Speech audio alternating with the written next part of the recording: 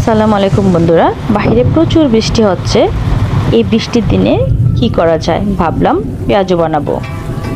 এখানে আমরা নিয়ে নিলাম পেঁয়াজ কুচি, আদা কুচি, হলুদের গুঁড়ো, মরিচের গুঁড়ো, এগুলো মিশ্রণ করে আমরা পেঁয়াজু বানাবো।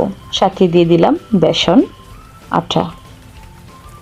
আমরা সামান্য পরিমাণ পানি দিয়ে এগুলো মিক্সড করে নেব। আমি এগুলো নেড়েচেড়ে উপকরণগুলো মিশিয়ে নিচ্ছি।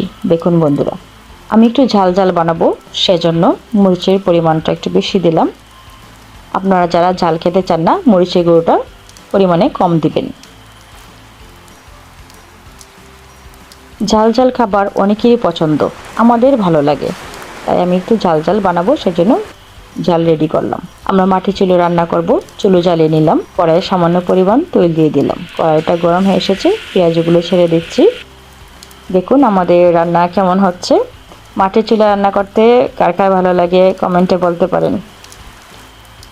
আমাদের পেঁয়াজু সুন্দর ভাজা হচ্ছে, অনেক সুন্দর লাগছে। আপনাদের কেমন লাগছে কমেন্টে বলবেন। পেঁয়াজগুলো আমি মুচমুচে করে ভেজে নেব, ব্রাউন কালার করে।